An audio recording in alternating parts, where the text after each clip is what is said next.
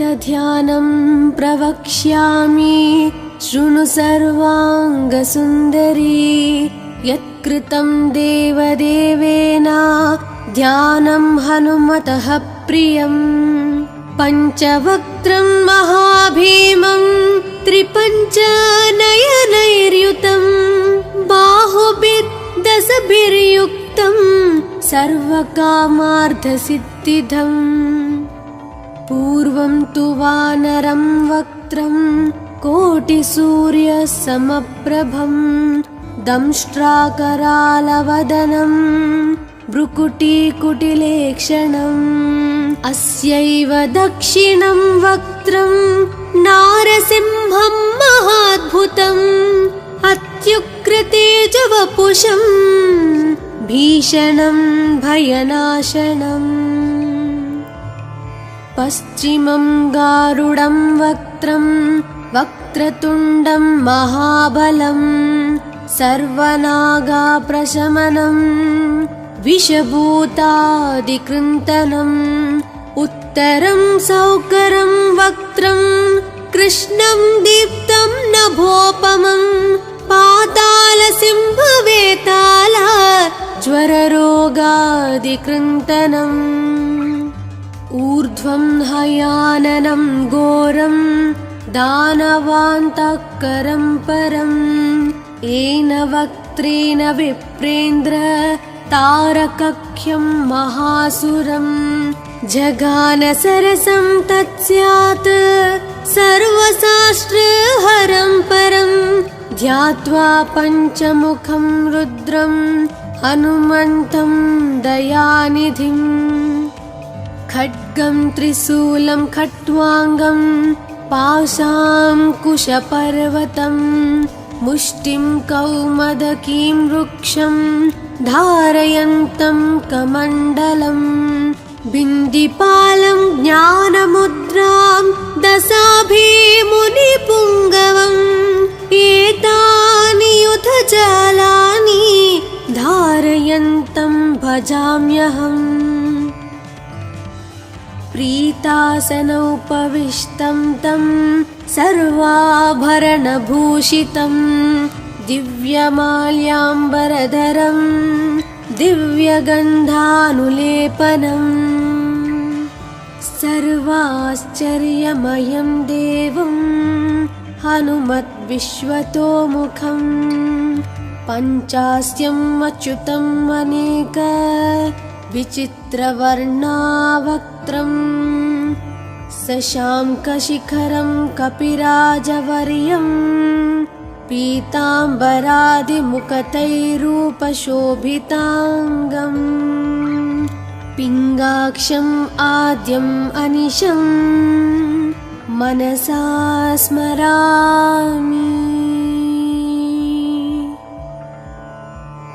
मर्कटीशं महोत्साहं सर्वाश्रुहरं परं शत्रुसंहारमां रक्ष श्रीमन्नापडनुद्धर। ॐ हरिमरकटमरकटमन्त्रमिदं परिलिख्यति लिख्यति वामतले यदि नश्यति नश्यति शत्रुकलां यदि मुञ्चति मुञ्चति वामलता।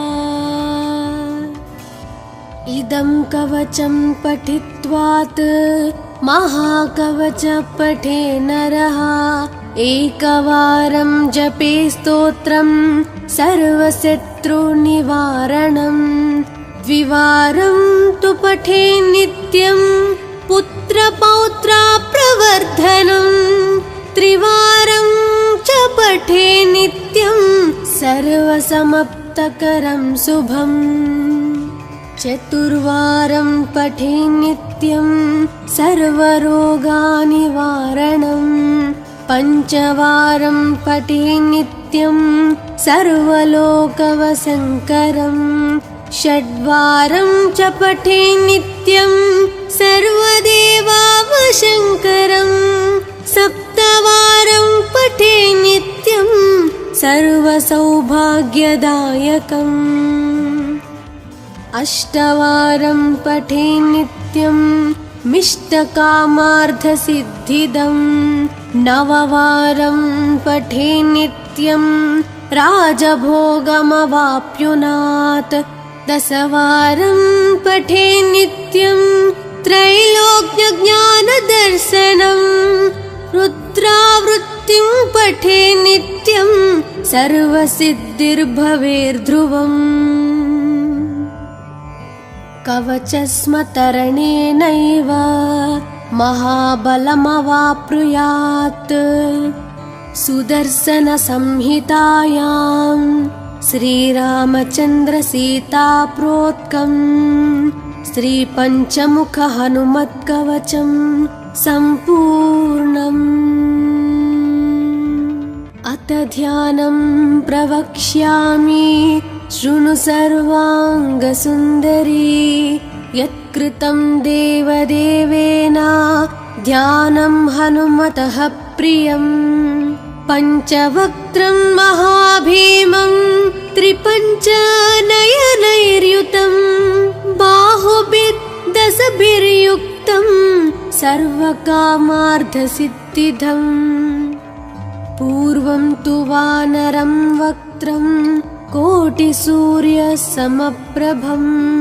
दंष्ट्राकरालवदनं भ्रुकुटीकुटिलेक्षणम्। अस्यैव दक्षिणं वक्त्रं नारसिंहं महाद्भुतम्। अत्युग्रतेजवपुषं भीषणं भयनाशनम्। पश्चिमं गारुडं वक्त्रं वक्रतुण्डं महाबलं। सर्वनागाप्रशमनं विषभूतादिकृन्तनम्। उत्तरं सौकरं वक्त्रं कृष्णं दीप्तं नभोपमं। पातालसिंहवेताल ज्वररोगादिकृन्तनम्। ऊर्ध्वं हयाननं घोरं दानवान्तकरं परम्। येन वक्त्रेण विप्रेन्द्र तारकख्यं महासुरं। जगानसरसं तत्स्यात् सर्वशास्त्रहरं परं। ध्यात्वा पञ्चमुखं रुद्रं हनुमन्तं दयानिधिम्। खड्गं त्रिशूलं खट्वाङ्गं पाशाङ्कुशपर्वतं। मुष्टिं कौमदकीं वृक्षं धारयन्तं कमण्डलम्।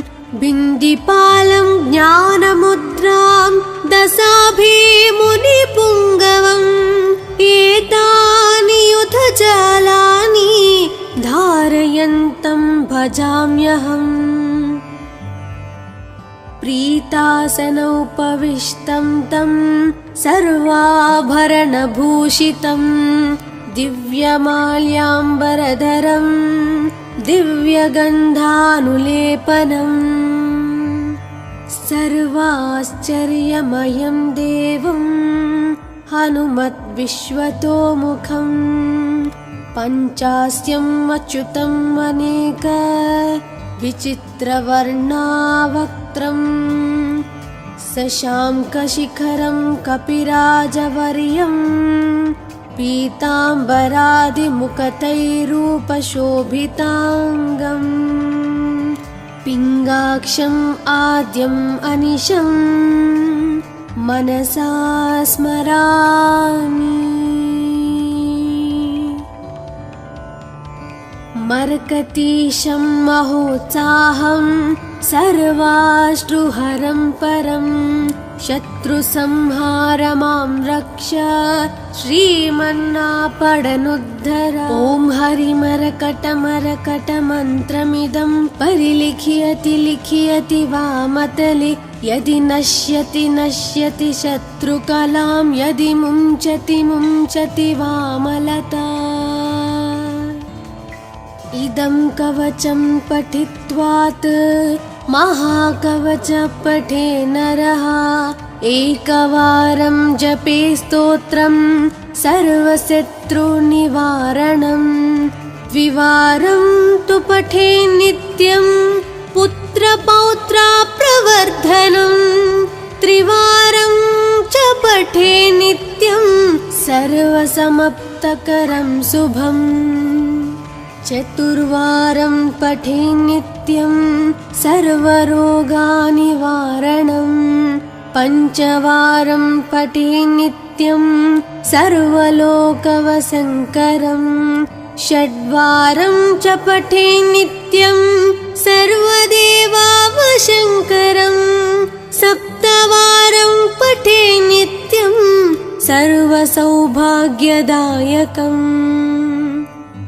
अष्टवारं पठे नित्यं मिष्टकामार्थसिद्धिदं नववारं पठे नित्यं राजभोगमवाप्नुयात् दशवारं पठे नित्यं त्रैलोक्यज्ञानदर्शनं रुद्रावृत्तिं पठे नित्यं सर्वसिद्धिर्भवेर्ध्रुवम् कवचस्मतरणेनैव महाबलमवाप्नुयात् सुदर्शनसंहितायां श्रीरामचन्द्रसीताप्रोक्तं श्रीपञ्चमुखहनुमत्कवचं सम्पूर्णम् अथ ध्यानं प्रवक्ष्यामि शृणु सर्वाङ्गसुन्दरी यत्कृतं देवदेवेन ध्यानं हनुमतः प्रियम् पञ्चवक्त्रं महाभीमं त्रिपञ्चनयनैर्युतं बाहुभिर्दशभिर्युक्तं सर्वकामार्थसिद्धिदम् पूर्वं तु वानरं वक्त्रं कोटिसूर्यसमप्रभं दंष्ट्राकरालवदनं भ्रुकुटीकुटिलेक्षणम् अस्यैव दक्षिणं वक्त्रं नारसिंहं महाद्भुतम् अत्युग्रतेजवपुषं भीषणं भयनाशनम् पश्चिमं गारुडं वक्त्रं वक्रतुण्डं महाबलं सर्वनागाप्रशमनं विषभूतादिकृन्तनम् उत्तरं सौकरं वक्त्रं कृष्णं दीप्तं नभोपमं पातालसिंहवेताल ज्वररोगादिकृन्तनम् ऊर्ध्वं हयाननं घोरं दानवान्तकरं परं येन वक्त्रेण विप्रेन्द्र तारकख्यं महासुरं जगानसरसं तत्स्यात् सर्वशास्त्रहरं परं ध्यात्वा पञ्चमुखं रुद्रं हनुमन्तं दयानिधिम् खड्गं त्रिशूलं खट्वाङ्गं पाशाङ्कुशपर्वतं मुष्टिं कौमदकीं वृक्षं धारयन्तं कमण्डलम् बिन्दिपालं ज्ञानमुद्रां दशाभिमुनिपुङ्गवम् एतानि युधजालानि धारयन्तं भजाम्यहम् प्रीतासनोपविष्टं तं सर्वाभरणभूषितं दिव्यमाल्याम्बरधरं दिव्यगन्धानुलेपनम् सर्वाश्चर्यमयं देवं हनुमद्विश्वतोमुखं पञ्चास्यम् अच्युतम् अनेक विचित्रवर्णावक्त्रं शशाङ्कशिखरं कपिराजवर्यं पीताम्बरादिमुखतैरूपशोभिताङ्गम् पिङ्गाक्षम् आद्यम् अनिशं मनसा स्मरामि। मर्कतीशं महोत्साहं सर्वाश्रुहरं परं शत्रुसंहारमां रक्ष श्रीमन्नापडनुद्धर। ॐ हरिमरकटमरकटमन्त्रमिदं परिलिख्यति लिख्यति वामतले यदि नश्यति नश्यति शत्रुकलां यदि मुञ्चति मुञ्चति वामलता।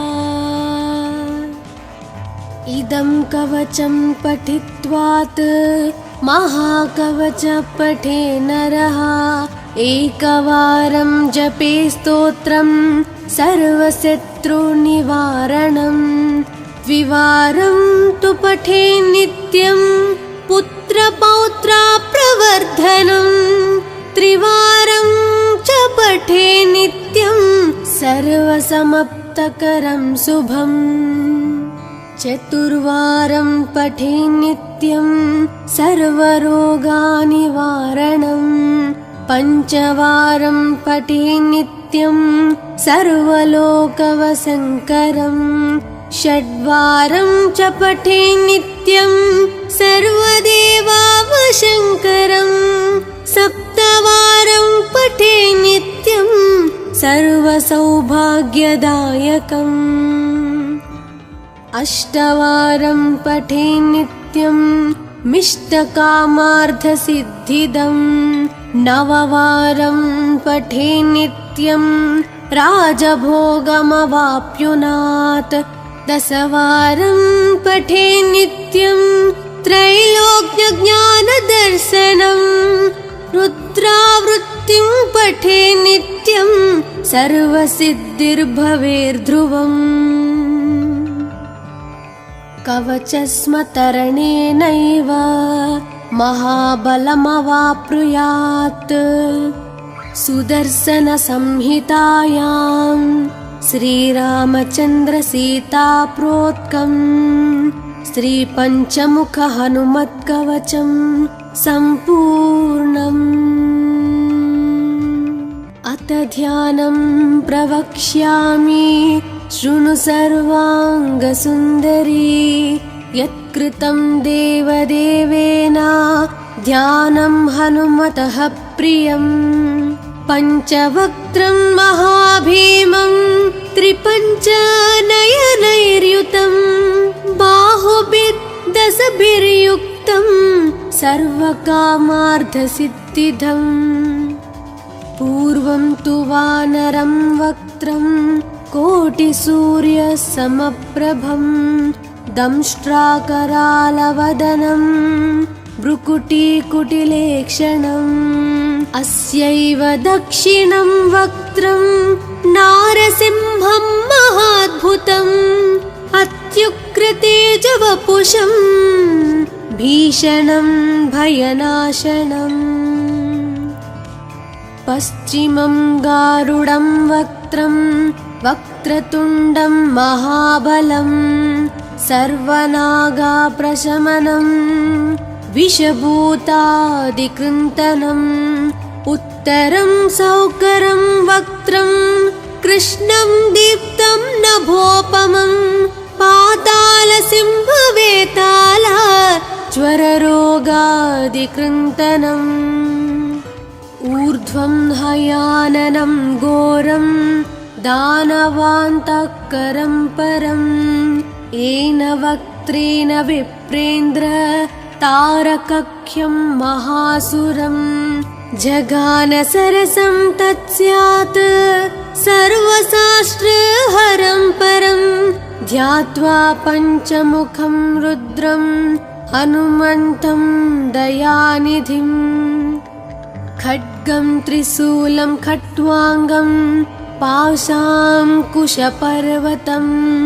मुष्टिं कौमदकीं वृक्षं धारयन्तं कमण्डलं बिन्दिपालं ज्ञानमुद्रां दशाभिमुनिपुङ्गवम् एतानि युधजालानि धारयन्तं भजाम्यहम्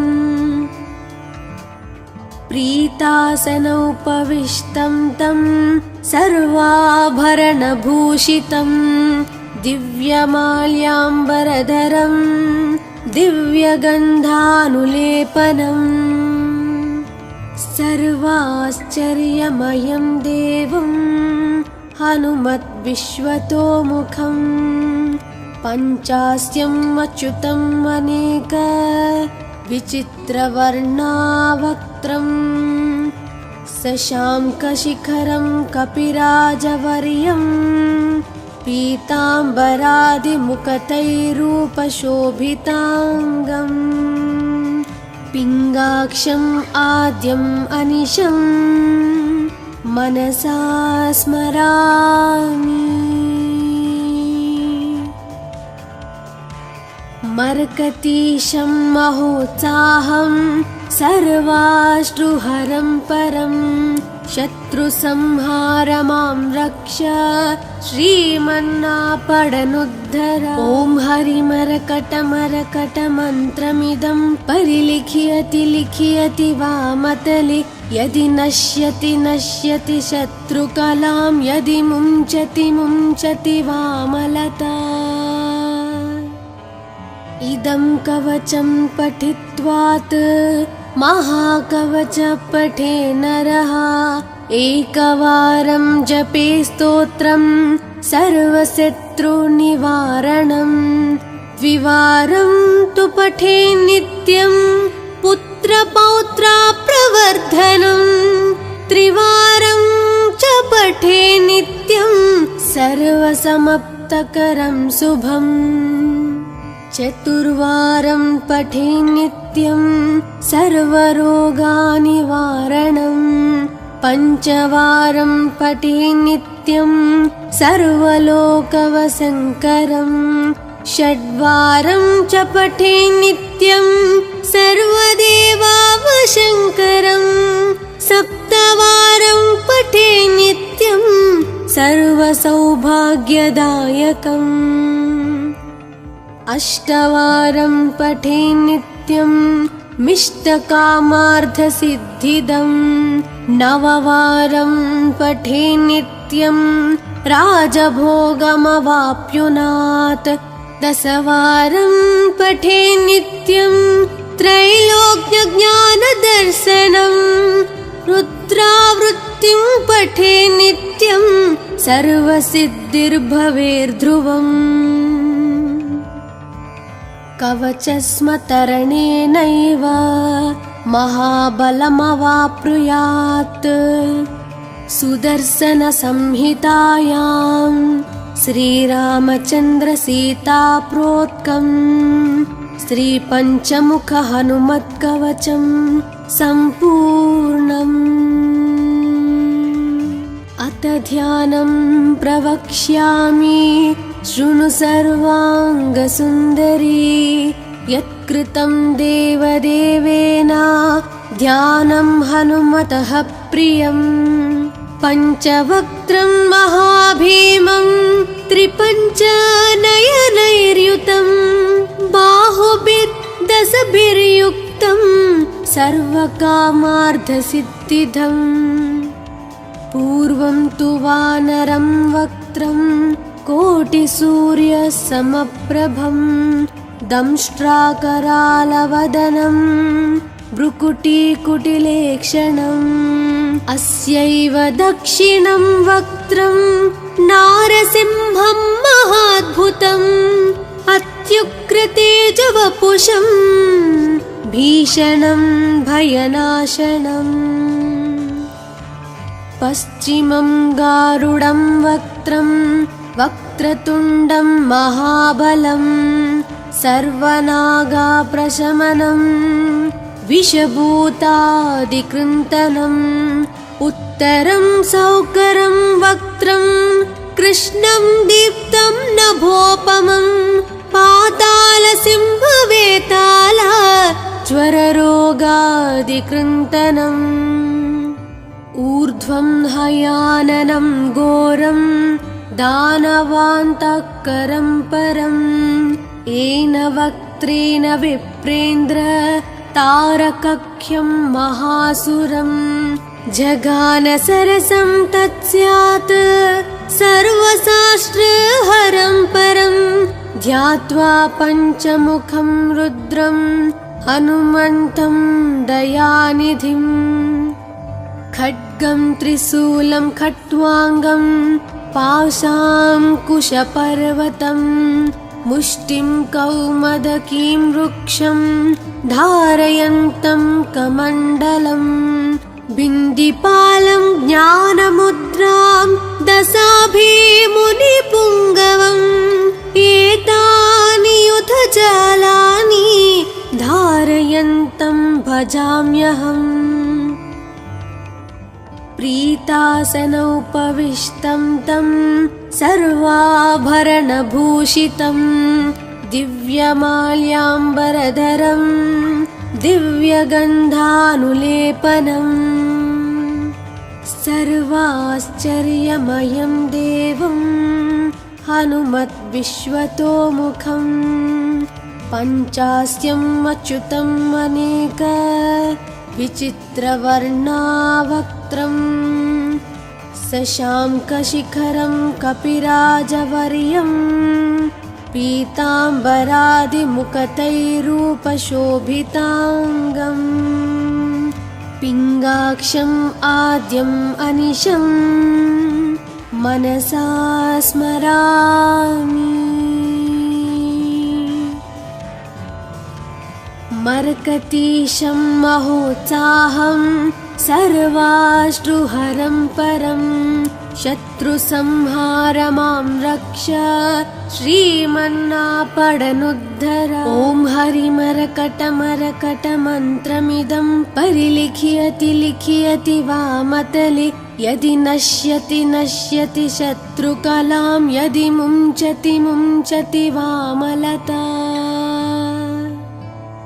इदं कवचं पठित्वात् महाकवच पठे नरः एकवारं जपे स्तोत्रं सर्वशत्रुनिवारणम् द्विवारं तु पठे नित्यं पुत्रपौत्राप्रवर्धनम् त्रिवारं च पठे नित्यं सर्वसमाप्तकरं शुभम् चतुर्वारं पठे नित्यं सर्वरोगनिवारणम् पञ्चवारं पठे नित्यं सर्वलोकवशङ्करम् षड्वारं च पठे नित्यं सर्वदेवावशङ्करम् सप्तवारं पठे नित्यं सर्वसौभाग्यदायकम्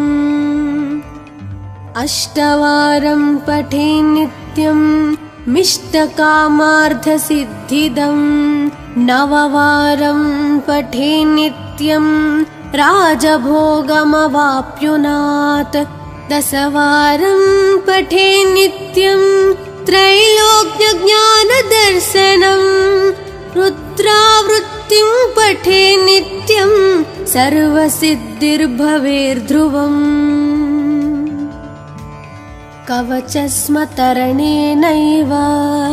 महाबलमवाप्नुयात् सुदर्शनसंहितायां श्रीरामचन्द्रसीताप्रोक्तं श्रीपञ्चमुखहनुमत्कवचं सम्पूर्णम् अथ ध्यानं प्रवक्ष्यामि शृणु सर्वाङ्गसुन्दरी यत्कृतं देवदेवेन ध्यानं हनुमतः प्रियम् पञ्चवक्त्रं महाभीमं त्रिपञ्चनयनैर्युतं बाहुभिर्दशभिर्युक्तं सर्वकामार्थसिद्धिदम् पूर्वं तु वानरं वक्त्रं कोटिसूर्यसमप्रभं दंष्ट्राकरालवदनं भ्रुकुटीकुटिलेक्षणम् अस्यैव दक्षिणं वक्त्रं नारसिंहं महाद्भुतम् अत्युग्रतेजवपुषं भीषणं भयनाशनम् पश्चिमं गारुडं वक्त्रं वक्रतुण्डं महाबलं सर्वनागाप्रशमनं विषभूतादिकृन्तनं उत्तरं सौकरं वक्त्रं कृष्णं दीप्तं नभोपमं पातालसिंहवेताल ज्वररोगादिकृन्तनम् ऊर्ध्वं हयाननं घोरं दानवान्तःकरं परं येन वक्त्रेण विप्रेन्द्र तारकख्यं महासुरं जगान सरसं तत्स्यात् सर्वशास्त्रहरं परं ध्यात्वा पञ्चमुखं रुद्रं हनुमन्तं दयानिधिम् खड्गं त्रिशूलं खट्वाङ्गं पाशाङ्कुशपर्वतं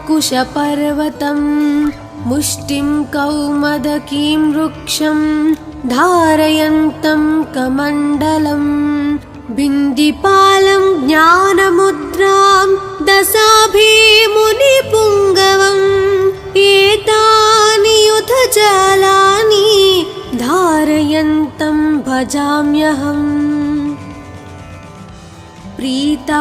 प्रीतासनोपविष्टं तं सर्वाभरणभूषितं दिव्यमाल्याम्बरधरं दिव्यगन्धानुलेपनं सर्वाश्चर्यमयं देवं हनुमद्विश्वतोमुखं पञ्चास्यम् अच्युतम् अनेक विचित्रवर्णावक्त्रं शशाङ्कशिखरं कपिराजवर्यं पीताम्बरादिमुकुटैरूपशोभिताङ्गम् पिङ्गाक्षम् आद्यम् अनिशं मनसा स्मरामि मर्कटीशं महोत्साहं सर्वाश्रुहरं परं शत्रुसंहारमां रक्ष श्रीमन्नापडनुद्धर ॐ हरिमरकटमरकटमन्त्रमिदं परिलिखयति लिखयति वामतले यदि नश्यति नश्यति शत्रुकलां यदि मुञ्चति मुञ्चति वामलता इदं कवचं पठित्वात् महाकवच पठे नरः एकवारं जपे स्तोत्रं सर्वशत्रुनिवारणं द्विवारं तु पठे नित्यं पुत्रपौत्राप्रवर्धनं त्रिवारं च पठे नित्यं सर्वसमाप्तकरं शुभम् चतुर्वारं पठे नित्यं सर्वरोगनिवारणं पञ्चवारं पठे नित्यं सर्वलोकवशङ्करं षड्वारं च पठे नित्यं सर्वदेवावशङ्करं सप्तवारं पठे नित्यं सर्वसौभाग्यदायकम् अष्टवारं पठे नित्यं मिष्टकामार्थसिद्धिदं नववारं पठे नित्यं राजभोगमवाप्नुयात् दशवारं पठे नित्यं त्रैलोक्यज्ञानदर्शनं रुद्रावृत्तिं पठे नित्यं सर्वसिद्धिर्भवेर्ध्रुवम् कवचस्मतरणेनैव महाबलमवाप्नुयात् सुदर्शनसंहितायां श्रीरामचन्द्रसीताप्रोक्तं श्रीपञ्चमुखहनुमत्कवचं सम्पूर्णम् अथ ध्यानं प्रवक्ष्यामि शृणु सर्वाङ्गसुन्दरी यत्कृतं देवदेवेन ध्यानं हनुमतः प्रियम् पञ्चवक्त्रं महाभीमं त्रिपञ्चनयनैर्युतं बाहुभिर्दशभिर्युक्तं सर्वकामार्थसिद्धिदम् पूर्वं तु वानरं वक्त्रं कोटिसूर्यसमप्रभं दंष्ट्राकरालवदनं भ्रुकुटीकुटिलेक्षणम् अस्यैव दक्षिणं वक्त्रं नारसिंहं महाद्भुतम् अत्युग्रतेजवपुषं भीषणं भयनाशनम् पश्चिमं गारुडं वक्त्रं वक्रतुण्डं महाबलं सर्वनागाप्रशमनं विषभूतादिकृन्तनम् उत्तरं सौकरं वक्त्रं कृष्णं दीप्तं नभोपमं पातालसिंहवेताला ज्वररोगादिकृन्तनम् ऊर्ध्वं हयाननं घोरं दानवान्तःकरं परं येन वक्त्रेण विप्रेन्द्र तारकख्यं महासुरं जगानसरसं तत्स्यात् सर्वशास्त्रहरं परं ध्यात्वा पञ्चमुखं रुद्रं हनुमन्तं दयानिधिम् खड्गं त्रिशूलं खट्वाङ्गं पाशाङ्कुशपर्वतं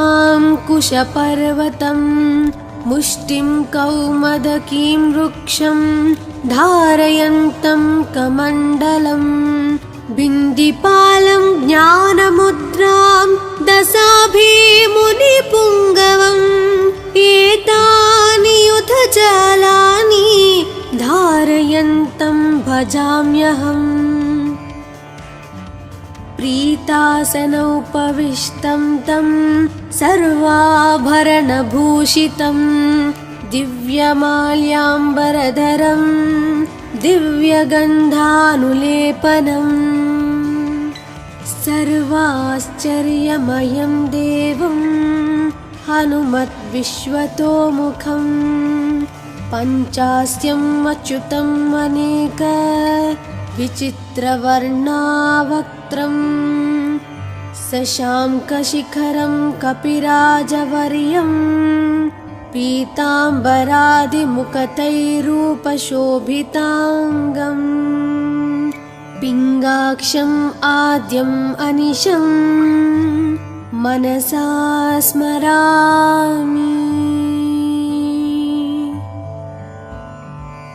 मर्कटीशं महोत्साहं सर्वाश्रुहरं परं शत्रुसंहार मां रक्ष श्रीमन्नापडनुद्धर। ॐ हरिमरकटमरकटमन्त्रमिदं परिलिख्यति लिख्यति वामतले यदि नश्यति नश्यति शत्रुकलां यदि मुञ्चति मुञ्चति वामलता।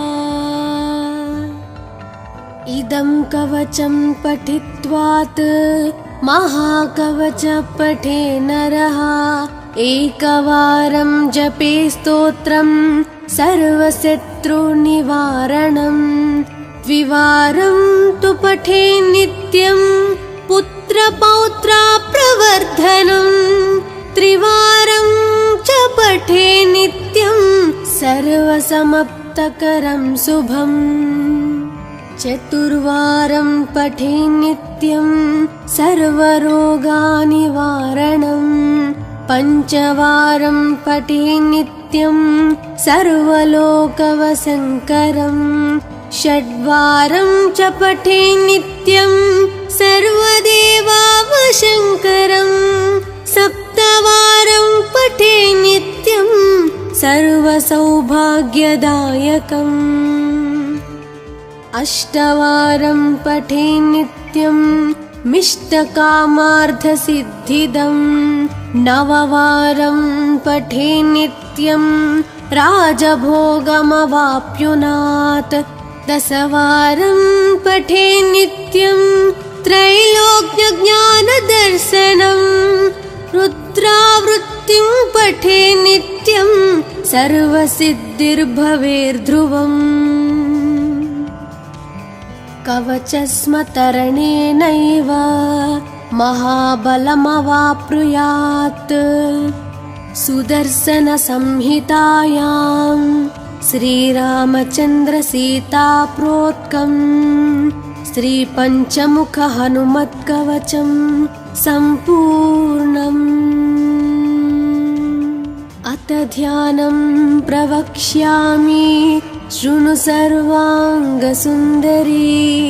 यत्कृतं देवदेवेन ध्यानं हनुमतः प्रियम् पञ्चवक्त्रं महाभीमं त्रिपञ्चनयनैर्युतं बाहुभिर्दशभिर्युक्तं सर्वकामार्थसिद्धिदम् पूर्वं तु वानरं वक्त्रं कोटिसूर्यसमप्रभं दंष्ट्राकरालवदनं भ्रुकुटीकुटिलेक्षणम् अस्यैव दक्षिणं वक्त्रं नारसिंहं महाद्भुतम् अत्युग्रतेजवपुषं भीषणं भयनाशनम्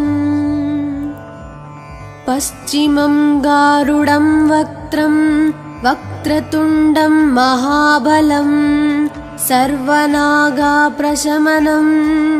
विषभूतादिकृन्तनम् उत्तरं सौकरं वक्त्रं कृष्णं दीप्तं नभोपमं पातालसिंहवेताल ज्वररोगादिकृन्तनम् ऊर्ध्वं हयाननं घोरं दानवान्तकरं परं येन वक्त्रेण विप्रेन्द्र तारकख्यं महासुरं जगानसरसं तत्स्यात् सर्वशास्त्रहरं परं ध्यात्वा पञ्चमुखं रुद्रं हनुमन्तं दयानिधिम् खड्गं त्रिशूलं खट्वाङ्गं पाशाङ्कुशपर्वतं मुष्टिं कौमदकीं वृक्षं धारयन्तं कमण्डलम् बिन्दिपालं ज्ञानमुद्रां दशाभिमुनिपुङ्गवम् एतानि युधजालानि धारयन्तं भजाम्यहम् प्रीतासनोपविष्टं तं सर्वाभरणभूषितं दिव्यमाल्याम्बरधरं दिव्यगन्धानुलेपनम् सर्वाश्चर्यमयं देवं हनुमद्विश्वतोमुखम् पञ्चास्यम् अच्युतम् अनेक विचित्रवर्णावक्त्रम् शशाङ्कशिखरं कपिराजवर्यं पीताम्बरादिमुखतैरूपशोभिताङ्गम् पिङ्गाक्षम् आद्यम् अनिशं मनसा स्मरामि मर्कतीशं महोत्साहं सर्वाश्रुहरं परं शत्रुसंहारमां रक्ष श्रीमन्नापडनुद्धर ॐ हरिमरकटमरकटमन्त्रमिदं परिलिख्यति लिख्यति वामतले यदि नश्यति नश्यति शत्रुकलां यदि मुञ्चति मुञ्चति वामलता इदं कवचं पठित्वात् महाकवच पठे नरः एकवारं जपे स्तोत्रं सर्वशत्रुनिवारणं द्विवारं तु पठे नित्यं पुत्रपौत्राप्रवर्धनं त्रिवारं च पठे नित्यं सर्वसमाप्तकरं शुभम् चतुर्वारं पठे नित्यं सर्वरोगनिवारणम्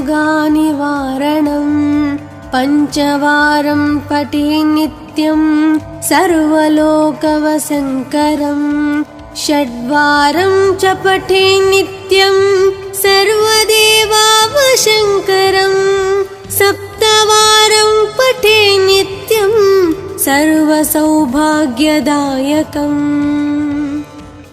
अष्टवारं पठे नित्यं मिष्टकामार्थसिद्धिदम् नववारं पठे नित्यं राजभोगमवाप्नुयात् दशवारं पठे नित्यं त्रैलोक्यज्ञानदर्शनं रुद्रावृत्तिं पठे नित्यं सर्वसिद्धिर्भवेर्ध्रुवम् कवचस्मतरणेनैव महाबलमवाप्नुयात् सुदर्शनसंहितायां श्रीरामचन्द्रसीताप्रोक्तम् श्रीपञ्चमुखहनुमत्कवचं सम्पूर्णम् अथ ध्यानं प्रवक्ष्यामि शृणु सर्वाङ्गसुन्दरी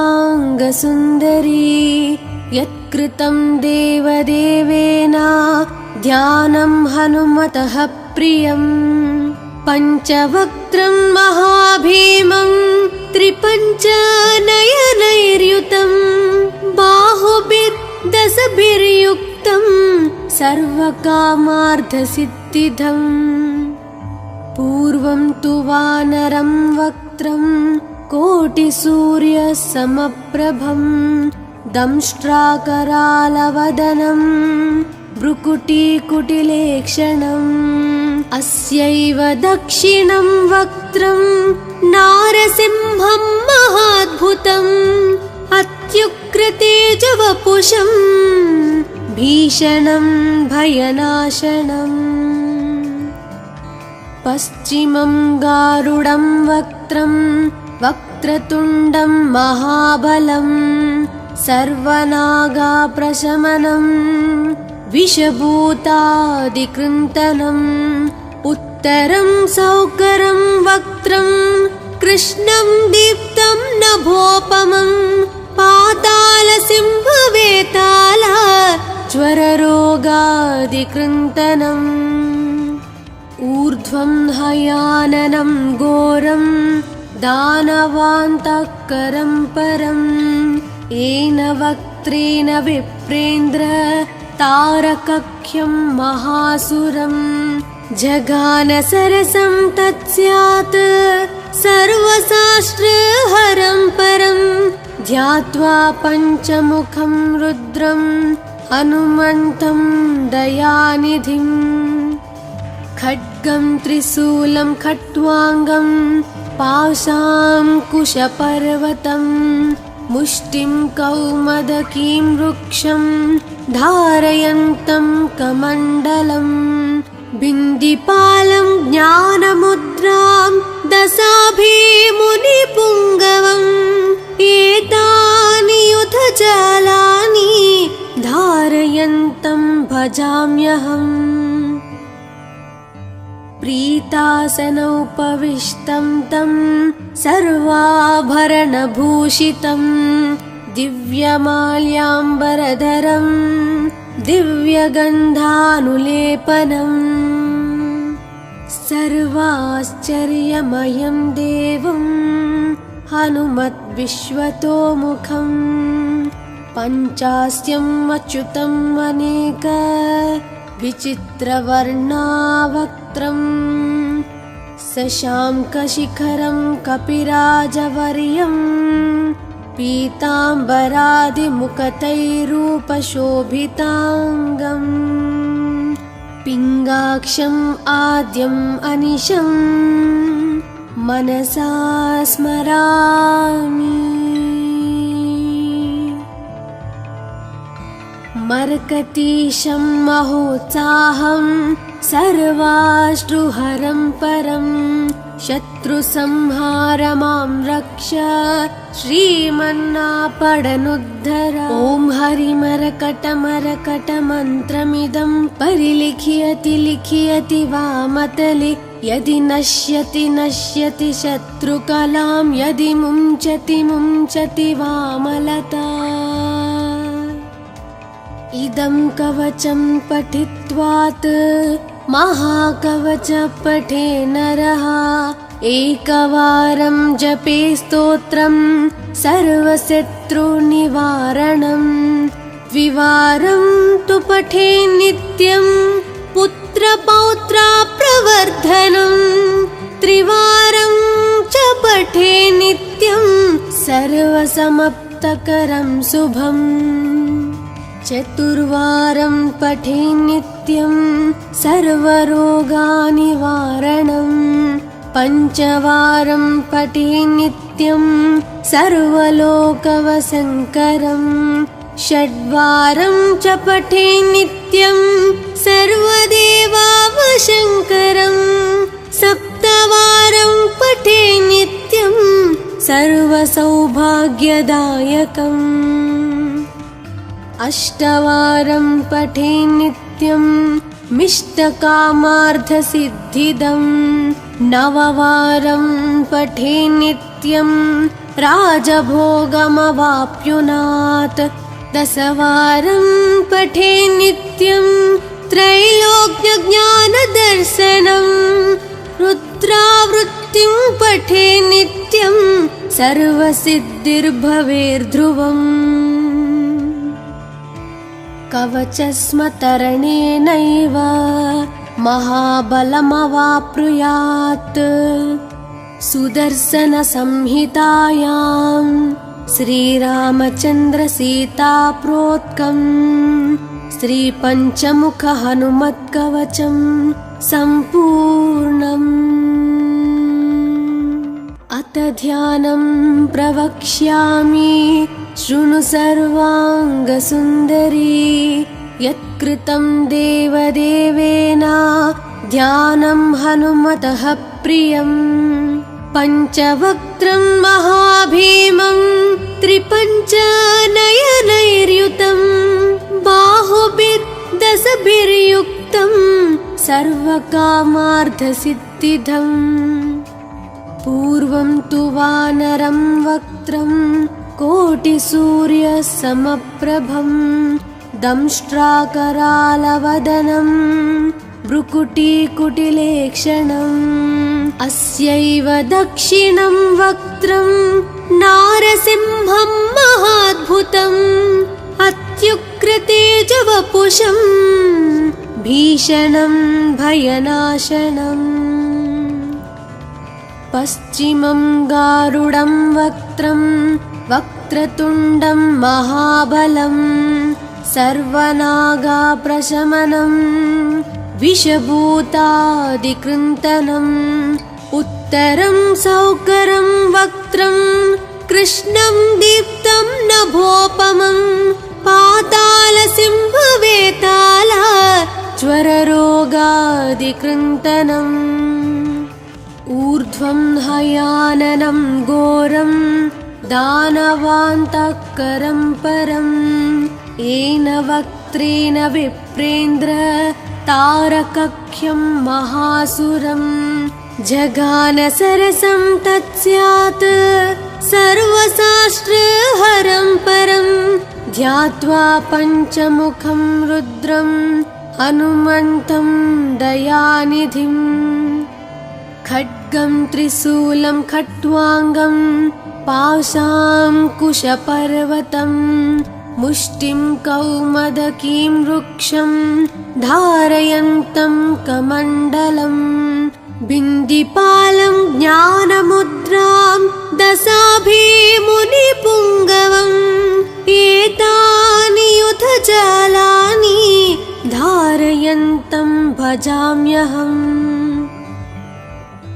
प्रीतासनोपविष्टं तं सर्वाभरणभूषितं।